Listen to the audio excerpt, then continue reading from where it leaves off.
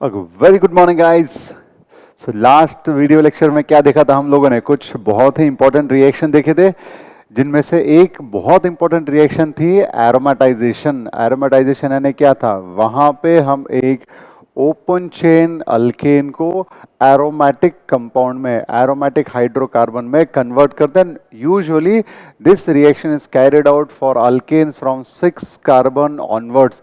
यानी ये एक ओपन चेन अल्केन को एरोमेटिक कंपाउंड्स बनाने के लिए बहुत ही बढ़िया वाली रिएक्शन है। तो हमने देखा था अगर हम हेक्सेन, एन हेक्सेन को लेते हैं तो बेंजीन बनाते हैं। अगर हम एन हेप्टेन को लेते हैं तो मिथिल बेंजीन बना सकते हैं।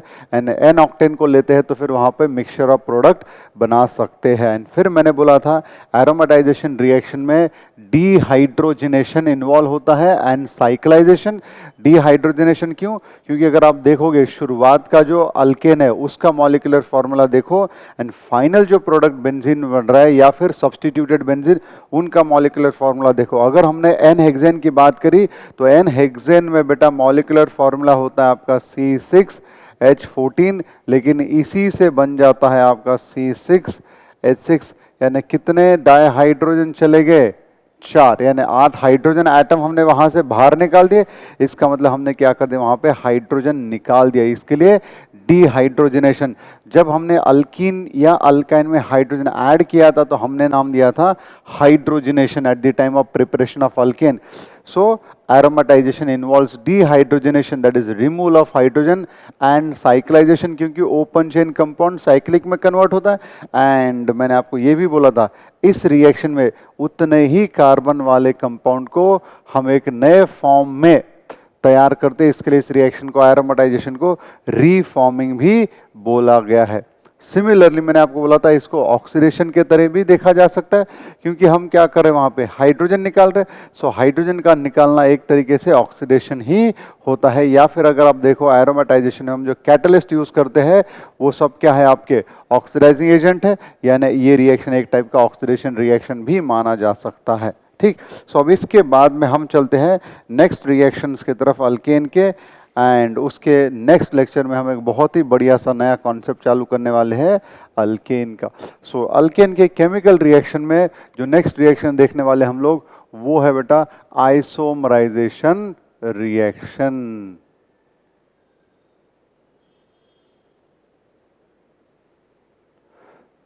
देखो आइसोमराइजेशन यानी क्या है? आइसोमराइजेशन रिएक्शन यानी दिए हुए कंपाउंड का आइसोमर बनाना, है ना।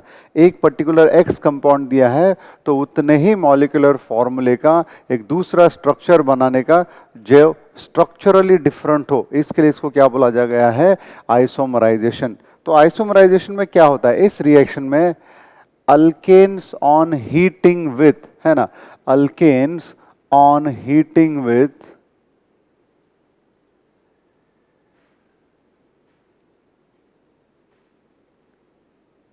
alkanes on heating with anhydrous, ANHY short में लिखा जाता है। अनहाइड्रस को यानी पानी नहीं है, anhydrous aluminium chloride. Aluminium chloride क्या है? अपना लेविस एसिड है। याद आ रहा है क्या? हमने सीखा था इलेक्ट्रोफिलिक रिएजेंट में electrophiles are called as Lewis acid. So alkanes on heating with anhydrous aluminium chloride along with HCl gas, है ना, along with HCl gas, it isomerizes to corresponding alkane, है ना, और isomerizes to branched alkane। तो यहां पे मैं लिखता हूं N alkanes यानी कि straight chain। So N alkanes on heating with anhydrous aluminum chloride HCl isomerizes to branched alkane, है ना, आइसोमराइजेस टू ब्रांच्ड अल्केन। क्लियर है बात एकदम से सभी को? तो देखो यहां पे एग्जांपल लिए जाए कुछ। सो एग्जांपल नंबर 1 की बात करते हैं। समझो हमने ले लिया यहां पे एन ब्यूटेन, 1 2 3 4 कार्बन का स्ट्रेट चेन अल्केन है एन ब्यूटेन। मॉलिक्यूलर फॉर्मूला है C4H10, है ना। क्या है बेटा? C4H10। अब देखो अगर हम इसको इस तरीके से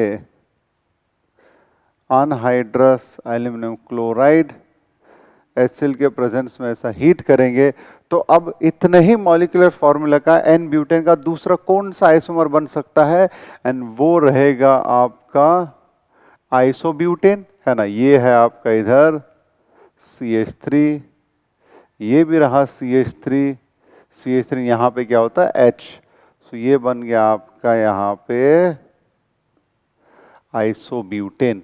क्लियर है। सो एक एग्जांपल आपका ये हो गया आइसोमराइजेशन में। अगर मैं दूसरे एग्जांपल की बात करूं तो लेट्स से यहाँ पे हम एक और एग्जांपल लेते हैं कुछ इस तरीके से। समझो बेटा मैंने यहाँ पे ले लिया कुछ, ये मैंने क्या ले लिया एन हेक्सेन, 1 2 3 4 5 6, ठीक है। सो ये हमने ले लिया एन हेक्सेन। अब इस एन हेक्सेन को अगर हम anhydrous aluminium chloride and HCl gas के प्रेजेंस में हीट करते हैं तो ये क्या हो जाएगा, इतने ही मॉलिक्यूलर फॉर्मूला का नया स्ट्रक्चर बन जाएगा, यहाँ पे ये टूट जाएगा। अब एन हेक्सेन का एक कोई आइसोमर अगर मैं लिखूं, अब देखो यहाँ पे एक चीज ध्यान में रखना, अब हम जो बना रहे हैं हो सकता है मैं 1 या 2 दिखा दूं, अब इनके साथ साथ दूसरे आइसोमर्स भी बन सकते हैं। सो एक आपका ये बन जाएगा आइसोहेक्सेन, फिर आइसोहेक्सेन के साथ साथ में एक ये भी बन सकता है 3 मिथिल पेंटेन। सो ये रहा यहाँ पे आपका isohexane and this is your 3 methyl pentane. अब देखो जो दोनों प्रोडक्ट बने वो दोनों इसके आइसोमर्स हैं, वो दोनों क्या है आइसोमर्स। उसी तरह से आइसोब्यूटेन एन ब्यूटेन का क्या है आइसोमर है। अच्छा क्लियर है। तो ये बहुत ही सिंपल रिएक्शन है। आइसोमराइजेशन रिएक्शन में हम जनरली ऐसे स्ट्रेट चेन अल्केन्स को अनहाइड्रस एल्यूमिनियम क्लोराइड HCl के प्रेजेंस में हीट करते हैं तो it isomerizes to branched chain alkane, यानी जो अल्केन दिया उसी के आइसोमर बनाते हैं। ठीक, तो मैं चाहता हूं कि आप क्या करो, आप एन पेंटेन का अगर आइसोमराइजेशन करते हैं, एन पेंटेन का आइसोमराइजेशन करते हैं तो क्या क्या पॉसिबल अल्केन्स बनेंगे, है ना, क्या क्या पॉसिबल अल्केन्स बनेंगे ये ट्राई करो आप। अब समझो यहां पे एक ध्यान देना, अगर आपको कभी किसी ने आपको बोल दिया पहले से ही किसी ने आपको दे दिया आइसोहेक्सेन, ये वाला है ना, पहले से ही किसी ने आपको दे दिया आइसोहेक्सेन एंड आपको बोला जाए इस आइसोहेक्सेन को आप अनहाइड्रस एल्यूमिनियम क्लोराइड HCl के साथ हीट करो, तो आपको ये रिएजेंट देख के ही पता चलता है कि भैया ये आइसोमराइजेशन वाला रिएजेंट है, कैटलिस्ट है। तो इस केस में अब आप देखो इस 2 मिथिल पेंटेन को आइसोमराइज करके इसका और ब्रांच्ड स्ट्रक्चर कौन सा बना सकते हो, आप ऐसे बना सकते हो इस 2 मिथिल पेंटेन को और ब्रांच करके क्या आप ऐसे बना सकते हो 2,3 डाइमिथिल ब्यूटेन, यस बना सकते हैं। तो ये इस तरीके से आइसोमराइजेशन में ऐसे एक दिए हुए अल्केन के अलग अलग पॉसिबल आइसोमर्स बन सकते हैं। तो आपको करना क्या है, इस एन पेंटेन के कितने पॉसिबल आइसोमर इस रिएक्शन में बन सकते हैं। क्लियर है बेटा। सो ये हो गया आपका बहुत ही सिंपल सा रिएक्शन आइसोमराइजेशन। जो भी रिएक्शन का नंबर था, आई थिंक पहला हैलोजिनेशन था, फिर नाइट्रेशन, फिर सल्फोनेशन, फिर एरोमेटाइजेशन, तो ये आपका नंबर 5 वाला हो जाता है। फिर आपका नेक्स्ट एक छोटा सा रिएक्शन देखते हैं एंड वो रिएक्शन है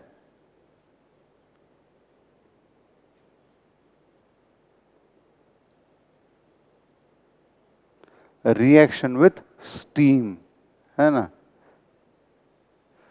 reaction with steam. So alkane को अगर स्टीम के साथ हीट किया जाए तो क्या होता है, ये एक बहुत ही फेमस स्पेसिफिक कमर्शियल रिएक्शन है। सो देखो यहाँ पे अगर मैं लेता हूँ यहाँ पे मीथेन, ठीक है।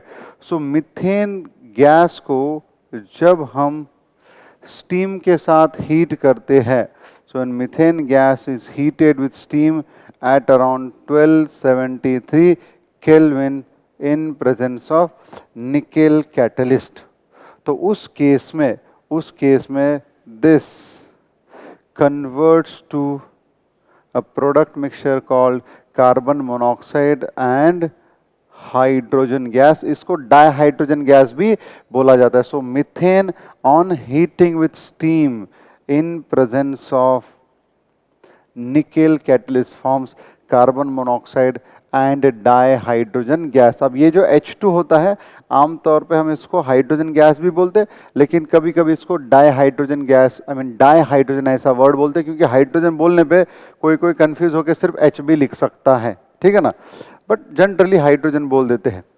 सो यहाँ पे दिस रिएक्शन इज इंपॉर्टेंट बात है, आप हालांकि आप ये सीखोगे हाइड्रोजन चैप्टर में भी, this reaction is used for preparation of dihydrogen gas, ठीक है ना. सो ये वाले रिएक्शन किसके लिए यूज किया जाता है, यूज्ड फॉर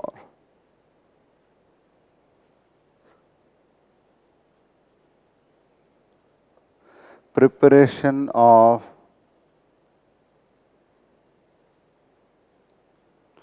डाइहाइड्रोजन गैस, है ना. So reaction of heating of methane with steam is use for preparation of dihydrogen gas, ठीक है. ओके, दूसरा यहाँ पे एक और पॉइंट बता दूं, ये वाला जो मिक्सचर है, this entire mixture of carbon monoxide and hydrogen gas is called as water gas. क्या बोलते हैं, the mixture of carbon monoxide and hydrogen gas is called as water gas. Clear. So ये भी एक छोटा सा सिंपल सा एक स्पेसिफिक रिएक्शन था, reaction with methane, dihydrogen gas बनाने वाला रिएक्शन है. Carbon monoxide and hydrogen gas के मिक्सचर को बोला जाता है वाटर गैस. अब हम चलते हैं एक इंपॉर्टेंट रिएक्शन की तरफ, एंड वो है कंबशन ऑफ अल्केन्स. कंबशन यानी क्या, जलना, है ना. Combustion of alkanes.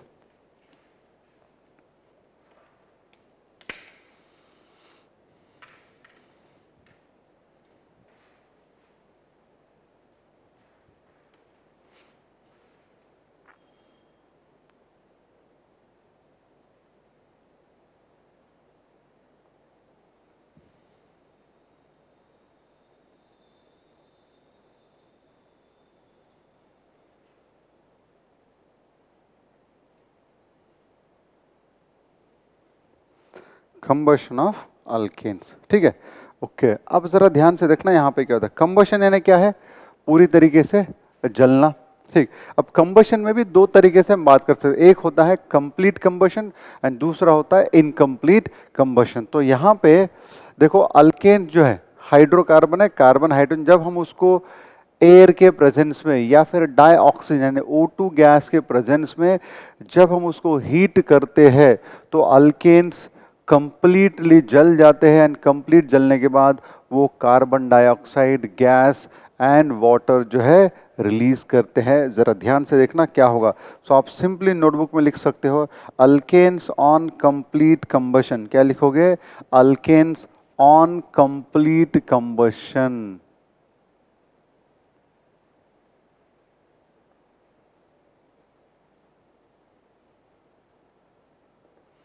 Alkanes on complete combustion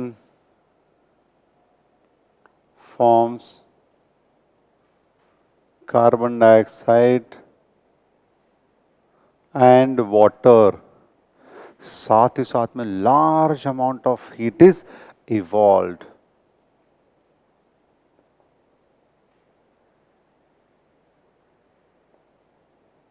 With evolution of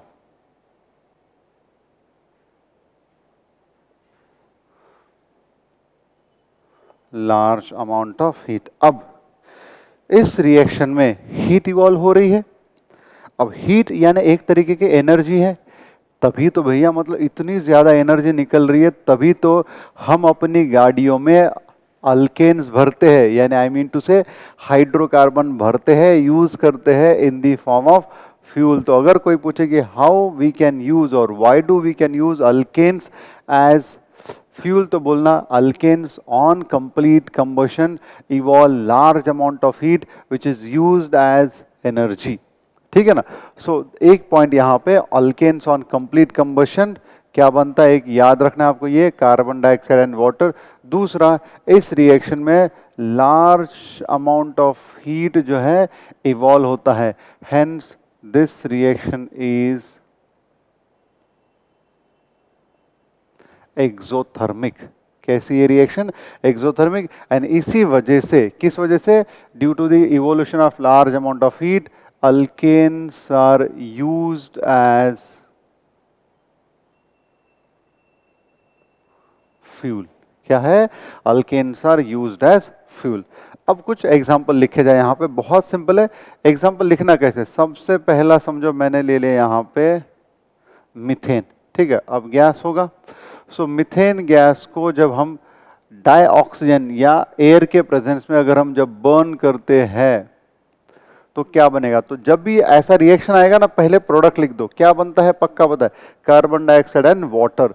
तो क्या करना है, जब ऐसा रिएक्शन आए तो जितने भी कार्बन का अल्केन है, तो जितने कार्बन उतने CO2 कर दो। तो एक कार्बन इसके लिए एक CO2, जी इज गैस। ठीक है ना, जितने कार्बन अल्केन में उतने CO2 एंड +1 करके वाटर। तो +1 यानी क्या हो जाएगा, 2। तो ये बन जाएगा आपका 2H2O। ठीक है ना, क्या बन जाएगा आपका ये 2H2O। ठीक, फिर एक दूसरा रिएक्शन, एक दो प्रैक्टिस करवाता हूं आपको। फिर समझो हमने यहाँ पे ले लिया इथेन। ठीक है ना, सो अब इथेन को कंप्लीट कंबशन करना है। इथेन को आपको पूछा जा सकता है भाई यहाँ पे रिएक्शन बैलेंस करो, तो अब इथेन को कंप्लीट कंबशन तो मैंने क्या बोला, जितने कार्बन उतरे CO2, तो कितने कार्बन है 2। तो यहाँ पे क्या लिखोगे आप 2CO2 प्लस वाटर, क्या मैंने बोले +1 करो, तो 2 है तो एक ये कर दो, तो ये क्या हो जाएगा आपका 3H2O। ठीक है ना, ये क्या हो गया बेटा आपका 3H2। अब ये आपने रिएक्शन लिख दिया। अब लिखो कि यहाँ पे कितने ऑक्सीजन लगने वाले, देखो जरा इधर कितने लगे, यहाँ पे 2 एंड यहाँ पे 2, 4, यानी बेसिकली क्या लग गया यहाँ पे आपको 2O2 लग गया। ठीक है, अब नीचे वाले रिएक्शन में देखते हैं, यहाँ पे 2 ऑक्सीजन और 2 और 2 कितना हो गया 4, एंड यहाँ पे 3, 4 और 3 7। अब 7 ऑक्सीजन कैसा लिखा जाए, क्योंकि ऑक्सीजन तो ऐसा O2 होता है, तो इसको 3.5 ऐसा कैसा ले, तो इसको लिखने का तरीका क्या है, इसको आप लिख सकते हैं ऐसा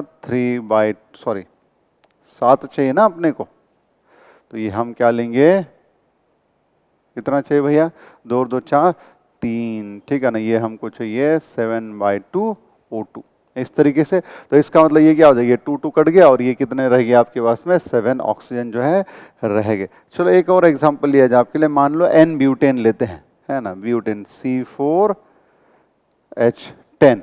ठीक है, तो जब हमको ब्यूटेन को कंप्लीट कंबशन करना है ना, क्या करना है, कंप्लीट कंबशन करना है, तो मैंने क्या बोला, जितने कार्बन उतने CO2, तो कितने हैं 4 कार्बन, तो ये 4 CO2 प्लस वाटर कितने लगेंगे 5। ठीक है, सो ये आपने लिख दिया यहाँ पे बेटा 5 वाटर।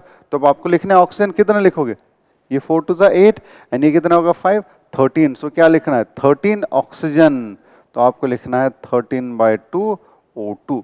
तो ये इस तरीके से, तो simply you need to know that on complete combustion alkanes forms carbon dioxide and water with the evolution of large amount of heat, due to which alkanes are used as fuel, and this reaction is exothermic in nature। ठीक है, ये तो हो गया complete combustion. अब हम बात करते हैं इनकम्प्लीट कंबशन। अब हम बात करते हैं इनकम्प्लीट कंबशन।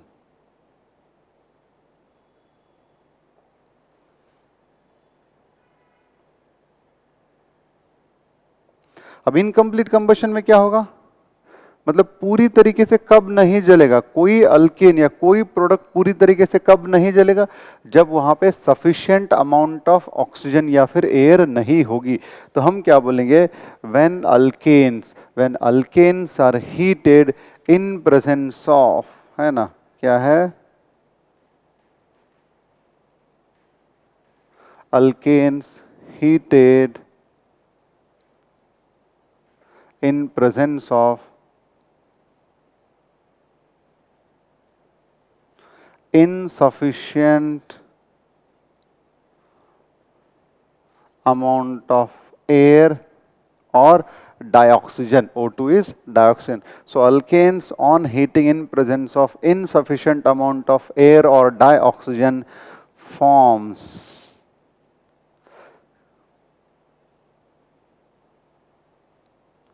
कार्बन ब्लैक, है ना। क्या बनाता है? कार्बन ब्लैक बनाता है। ठीक है। अब ये जो कार्बन ब्लैक बनाता है, कभी हो सकता है आपको यूजेस में पूछ देते हैं, स्टेट बोर्ड में पूछते हैं, या फिर आपको अपना एमसीक्यू वाले इसमें भी आ सकता है। तो कार्बन ब्लैक जो है उसके कुछ यूजेस होता है।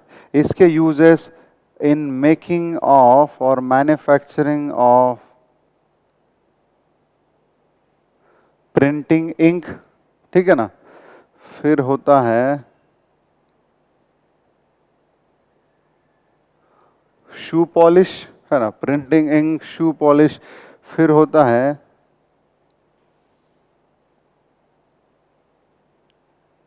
Black pigments. पेंट इंडस्ट्री में जो ब्लैक पिगमेंट्स होते हैं, जो अलग अलग कलर के साथ मिक्स करके अलग अलग शेड्स बनाते हैं, उसके लिए ब्लैक पिगमेंट।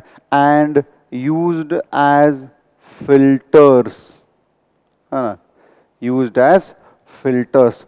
आता है, देखो कई वो टीवी पे ऐड आते हैं जो ब्यूटी क्रीम वगैरह के, बोलते हैं इट कंटेन्स कार्बन ब्लैक, जो कि वो आपका मैल वगैरह निकालने के लिए, धूल वगैरह आपके चेहरे से निकालने के लिए हेल्प करता है। इसके लिए बोला गया यूज्ड एज फिल्टर्स। रिएक्शन कैसा रहेगा? बहुत सिंपल रिएक्शन रहेगा। यहाँ पे ये मीथेन, अब मुझे बताओ, यहाँ पे देखो मीथेन का कंप्लीट कंबशन करने के लिए हमको क्या लगा था?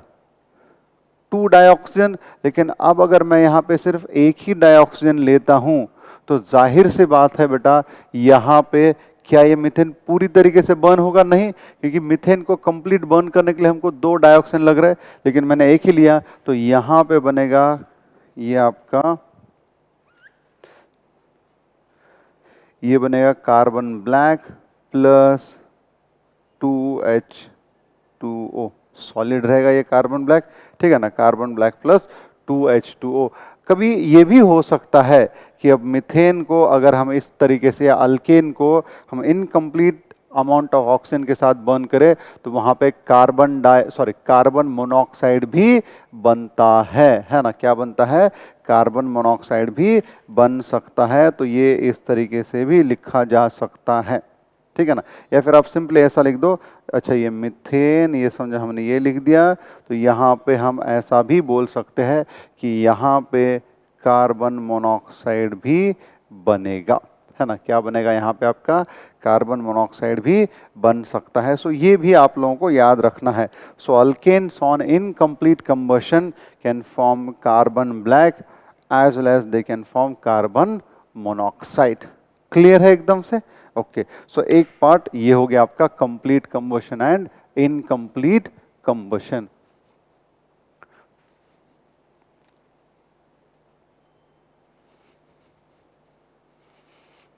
नेक्स्ट बात करते हैं oxidation of alkanes. Oxidation of alkanes. अब अगर आपको याद होगा, केमिकल रिएक्शन के टाइम पे, है ना, केमिकल रिएक्शन के टाइम पे मैंने स्टार्टिंग में बोला था आपको, अल्केन्स आसानी से ऑक्सीडाइज नहीं होते। या फिर हमने बोला था alkanes are less reactive, alkanes are paraffins, है ना, ऑर्डिनरी कंडीशन पे वो रिएक्शन नहीं दिखाते, ऐसा बोला था। तो लेकिन अब यहाँ पे अल्केन्स का ऑक्सीडेशन ऑर्डिनरी कंडीशन पे नहीं होगा, लेकिन सूटेबल कैटलिस्ट के प्रेजेंस में होगा। तो हेडिंग लिखो,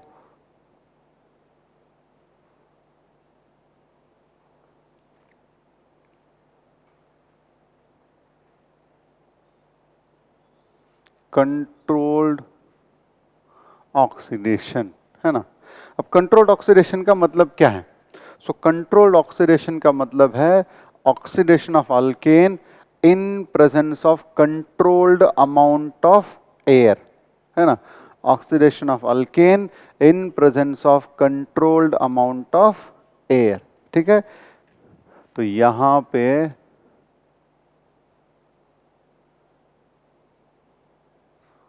oxidation in presence of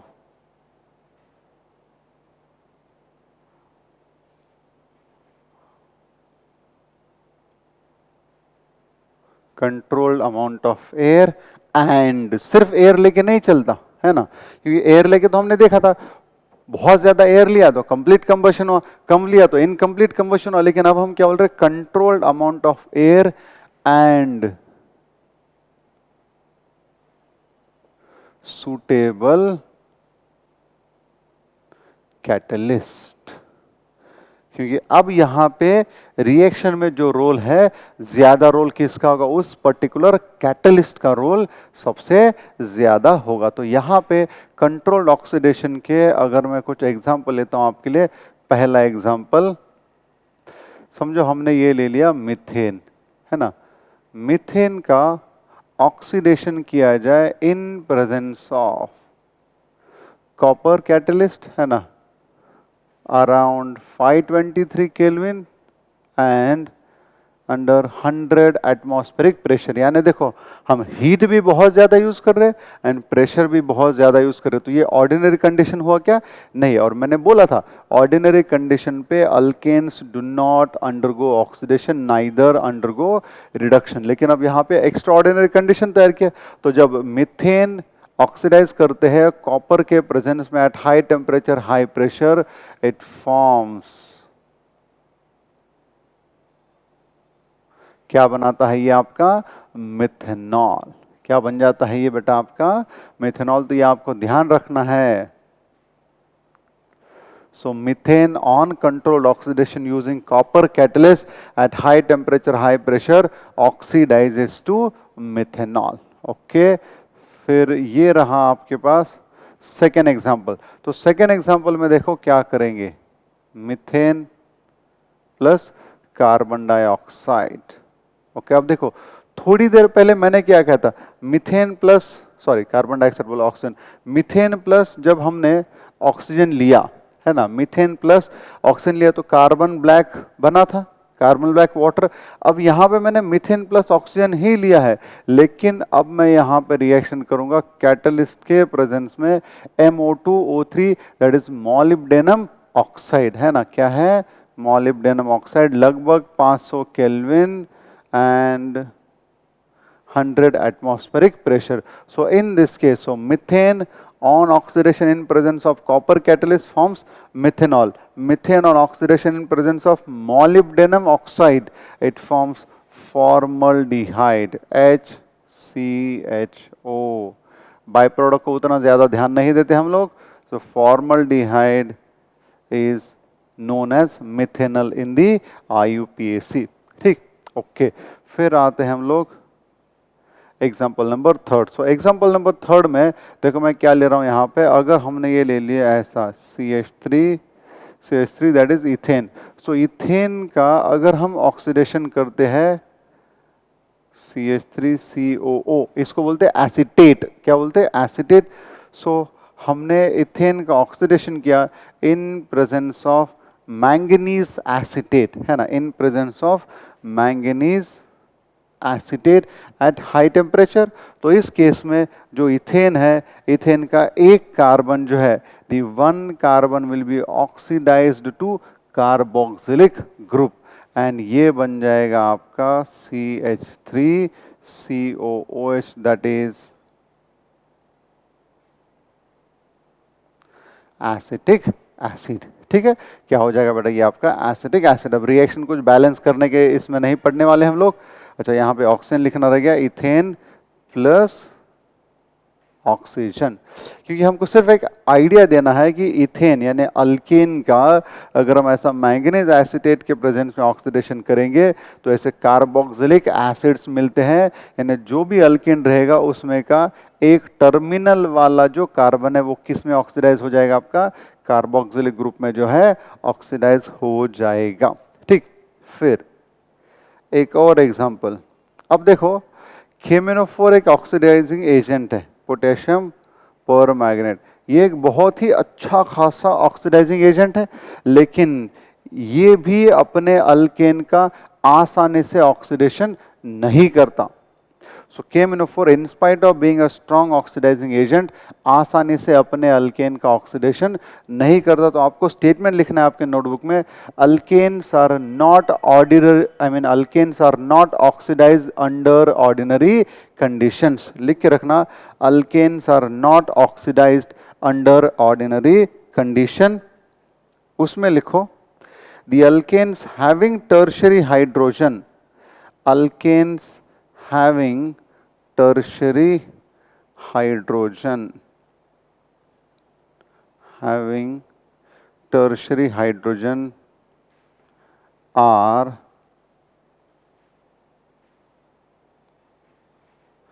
oxidized to tertiary alcohol using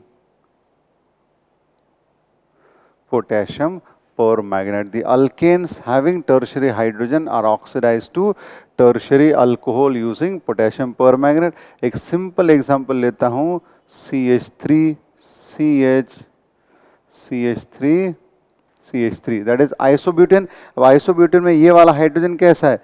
This hydrogen is tertiary, तो बस this hydrogen will be oxidized to OH group. तो यहाँ पे जो अल्कोहल बनेगा कौन सा होगा, है ना? अल्कोहल होगा H के जगह पे OH, यानी अपना आंसर जो है कुछ ऐसा बन जाएगा, KMnO4। ये जो रिएक्शन है कौन सी हो रही? ऑक्सीडेशन। ये बन जाएगा CH3OH, that is tertiary butyl alcohol. ठीक है, ये इस तरह से जो है बन जाएगा। बात क्लियर है? अगर मैंने आपको कुछ ऐसा दिया, समझो मैंने आपको ये दिया CH3 CH2 CH3 एंड मैंने बोला यहाँ पे एरो पे है KMnO4, तो यहाँ पे क्या करोगे? सिंपली जो टर्शरी वाला हाइड्रोजन है उस हाइड्रोजन को रिप्लेस करके या फिर उस हाइड्रोजन को ऑक्सीडाइज करके वहाँ पे क्या लिखोगे आप लोग? OH। लेकिन क्या आप किसी प्राइमरी या सेकेंडरी हाइड्रोजन को KMnO4 लेके डायरेक्टली OH में ऑक्सीडाइज करोगे? इन केस ऑफ अल्केन नहीं करोगे। आगे बहुत सारे जहां पे KMnO4 से बहुत सारे कंपाउंड जो ऑक्सीडाइज हो जाते हैं, लेकिन अल्केन जो है आसानी से ऑक्सीडाइज नहीं होते। सो ये 3-4 रिएक्शन जो है आप लोगों को अच्छे से ध्यान रखना है। अब चलते हैं last reaction of the alkane, and वो रिएक्शन होती है पायरोलिसिस। अल्केन में वैसे उतने ज़्यादा मैकेनिज्म वाले रिएक्शन नहीं है। मैकेनिज्म वाला रिएक्शन आपके एक था हैलोजिनेशन, ठीक है ना। फिर प्रिपरेशन में जो है आपका मैकेनिज्म वाला अगर बात करें तो प्रिपरेशन में था आपका एक थोड़ा सा वर्ड्स रिएक्शन था मैकेनिज्म वाला, फिर आपका सोडा लाइम डीकार्बोक्सिलेशन वाला एंड कोल्बे इलेक्ट्रोलिसिस। ठीक है, सो लास्ट रिएक्शन की बात करते हैं, that is pyrolysis of alkane.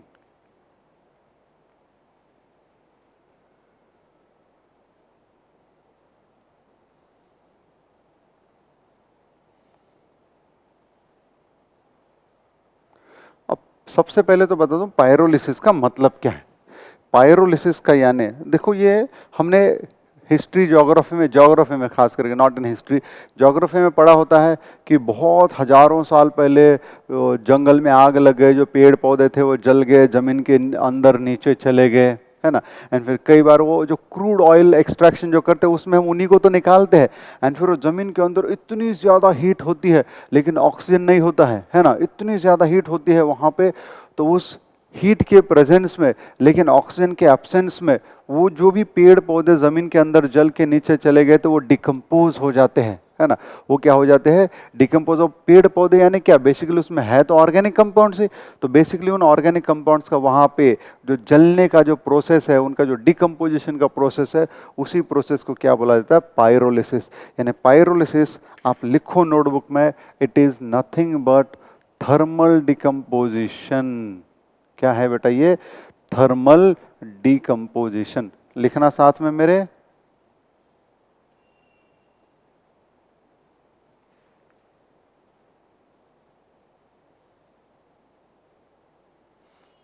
it is thermal decomposition of alkane in absence of air and at high temperature.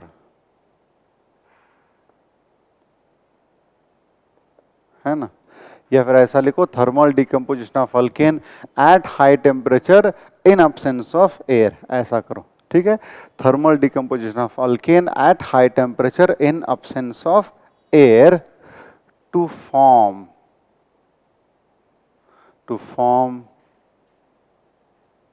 Smaller fragments, यानी छोटे छोटे कंपाउंड बनाने का, है ना। To form smaller fragments, and उसमें क्या बनते हैं usually, to form smaller fragments that is lower alkane and alkenes, है ना। Lower alkanes and alkenes is called as pyrolysis, है ना इसको। So thermal decomposition of alkane in at high temperature absence of air to form lower alkanes and alkenes is called as pyrolysis। अब pyrolysis जो है दो type के होते हैं, है ना। pyrolysis जो है दो टाइप के होते हैं। एक होता है आपका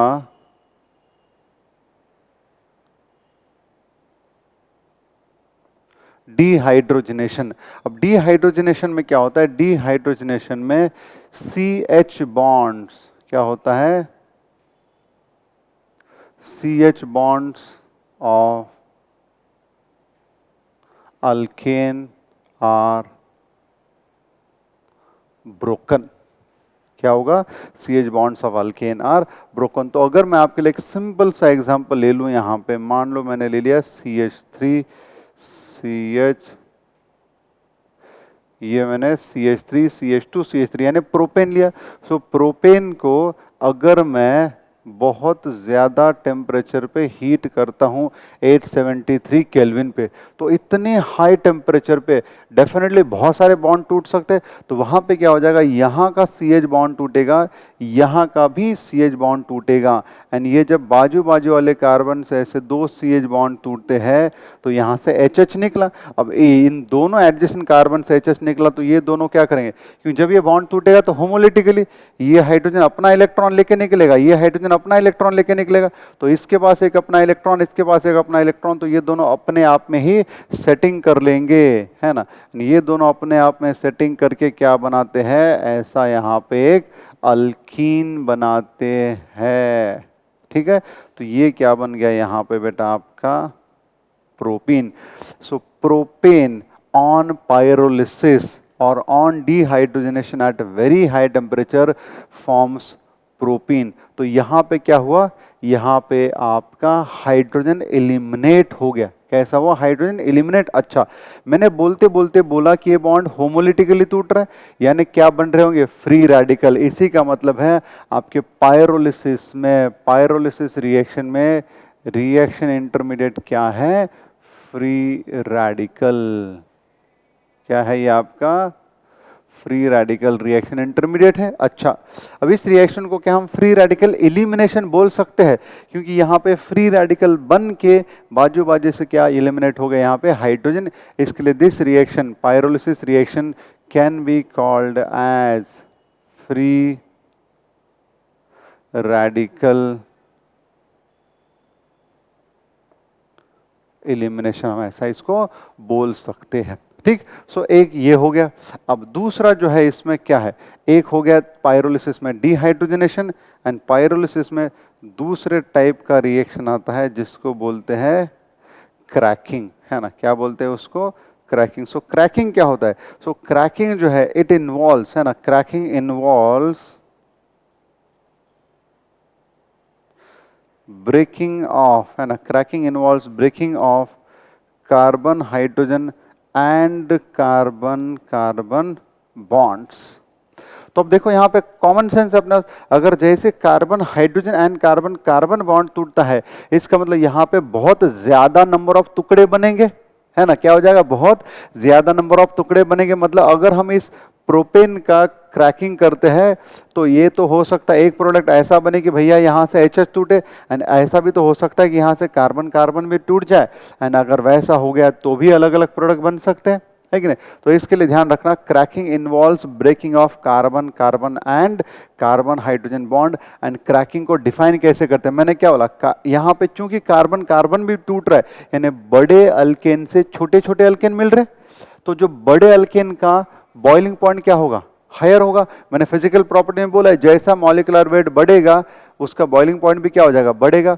एंड फिर बड़े यानी हायर बॉइलिंग पॉइंट वाले से छोटे अल्केन यानी कि लोअर बॉइलिंग पॉइंट वाले अल्केन बना रहे, तो इसके लिए क्रैकिंग को डिफाइन किया जाता है। क्रैकिंग इज नथिंग बट, है ना, cracking is nothing but converting, है ना, cracking is nothing but converting higher boiling hydrocarbons,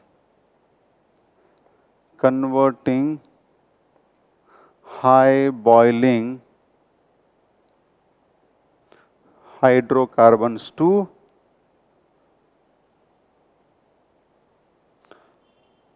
low boiling hydrocarbons। ये आपके क्रैकिंग का एक बहुत ही सिंपल सा डेफिनेशन है। अब क्रैकिंग भी यूजुअली दो टाइप के होते हैं, एक नॉर्मल थर्मल क्रैकिंग होता है ना, एक क्या होता है बेटा यहाँ पे थर्मल क्रैकिंग, एंड एक होता है कैटालिटिक क्रैकिंग।